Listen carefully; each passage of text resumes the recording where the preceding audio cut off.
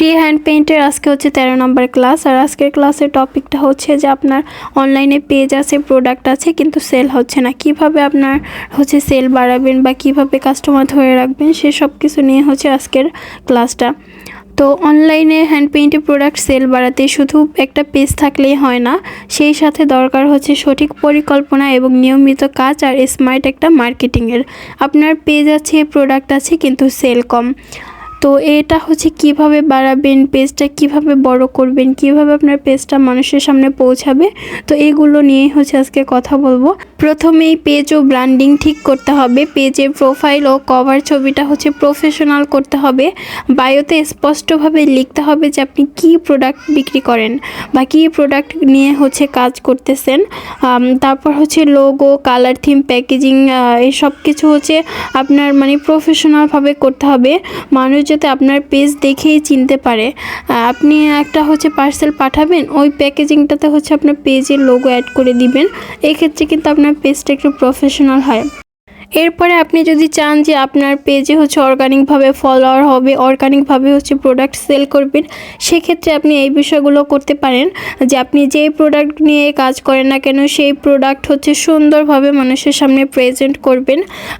ভালো ছবি কিন্তু হচ্ছে সেলের অর্ধেক কাজ দেয়, ঠিক আছে? আপনি সুন্দরভাবে স্পষ্টভাবে হচ্ছে ছবিগুলো তুলবেন, যাতে ছবি দেখা মাত্রই হচ্ছে আপনার পেজের পোস্টগুলো যে কয়টা মানুষের সামনেই যায় না কেন তাদের যাতে দেখে ভালো লাগে, ভালো লাগলেই কিন্তু মানুষ অর্ডার করে, তাই না? যদি পারেন হচ্ছে আপনার যদি বাজেটে হয় তাহলে চাইলে আপনি মডেল দিয়ে ছবি তুলতে পারেন বা ছোট ছোট ভিডিও রিল বানিয়ে তারপর হচ্ছে সেগুলো পোস্ট করবেন, বা মডেল দিয়ে যদি করান সেক্ষেত্রে তাদেরকে ছোট ছোট রিল দিতে বলবেন। তো সেইগুলো হচ্ছে দেখা যায় যে পোস্ট করলে সেখান থেকে হচ্ছে আপনার অর্ডার আসবে। বর্তমানে কিন্তু ছোট ছোট রিল বা ভিডিও কন্টেন্ট এগুলো কিন্তু বেশি রিচ পায় এবং দ্রুত হচ্ছে কাস্টমারের বিশ্বাস তৈরি করতে পারে। এরপর হচ্ছে পোস্ট করার সময় শুধু অ্যাভেলেবেল রেখে পোস্ট করবেন না, আপনার হচ্ছে প্রোডাক্ট সম্পর্কে লিখবেন, প্রোডাক্টের কোয়ালিটি লিখবেন, ফ্যাব্রিক লিখবেন, হ্যাঁ আপনি কীরকম ডিজাইন করেছেন সেটা লিখবেন। তারপর হচ্ছে মাঝে মধ্যে হচ্ছে কাস্টমারের রিভিউগুলো পোস্ট করবেন।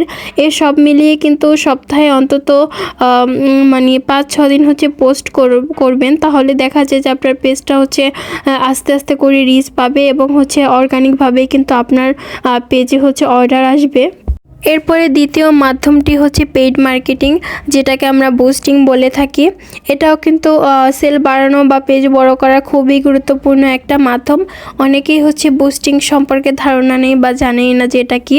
এটা হচ্ছে যে আপনি দেখা যায় যে ফেসবুকে অনেক বড় বড় পেজ থাকে যারা হচ্ছে আপনাকে টাকার বিনিময়ে আপনার ফেসবুক পেজ হচ্ছে বুস্টিং করে দিবে বা আপনার একটা পোস্ট হচ্ছে বুস্টিং করে দিবে। আপনি তাদের সাথে আপনার চুক্তি থাকবে যে 200-300 টাকা বা 500-600 টাকায় আপনার হচ্ছে 5 দিনের জন্য, 3 দিনের জন্য, 2 দিনের জন্য হচ্ছে তারা আপনাকে বুস্ট করে দিবে আপনার পোস্টটাকে বা আপনার পেজটাকে। আপনার একটা কন্ডিশন থাকে, যেমন ধরেন আমি একটা উদাহরণ দিচ্ছি যে 300 টাকায় হচ্ছে 2 দিনের জন্য আপনার একটা পোস্ট হচ্ছে তারা হচ্ছে 7,000 বা 8,000 মানুষের সামনে নিয়ে যাবে, হ্যাঁ আপনার পোস্টটাকে। এরকম হচ্ছে একটা টার্গেট নিয়ে তারপর হচ্ছে বুস্টিংটা করা হয়। এটাই হলো মূলত বুস্টিং, যে টাকার বিনিময়ে হচ্ছে আপনার প্রোডাক্টগুলো তারা মানুষের সামনে নিয়ে যাবে। এরকম ফেসবুক অ্যাডে আপনারা যত বেশি টাকা হচ্ছে ইনভেস্ট করবেন তত বেশি মানুষের সামনে হচ্ছে আপনাদের পোস্টগুলো তারা নিয়ে যাবে। এগুলোর পাশাপাশি কাস্টমারের বিশ্বাস অর্জন করাটাও জরুরি। কাস্টমারের রিভিউ এবং ডেলিভারি প্রমাণ পোস্ট করুন, তারপর দ্রুত হচ্ছে আপনার মেসেজে রিপ্লাই দিবেন, দেরি করলে কিন্তু কাস্টমার অন্য পেজে চলে যায়। সম্ভব হলে ক্যাশ অন ডেলিভারিতে দিবেন মাঝে মধ্যে। এভাবে করে হচ্ছে কিন্তু সেল বাড়ানো যায় পেজের, এবং আপনার প্রোডাক্টগুলো ভালো লাগলে কিন্তু তারা অবশ্যই আপনার রিপিট কাস্টমারও হয়ে যাবে। এগুলোই কিন্তু হচ্ছে সেল বাড়ানোর মাধ্যম। শুধু একটা পেজ বা প্রোডাক্ট থাকলেই হয় না, এই মাধ্যমগুলো কিন্তু সঠিকভাবে হচ্ছে প্রয়োগ করতে হবে, তাহলেই আপনার সেল আস্তে আস্তে বাড়বে এবং পেজটা বড় হবে।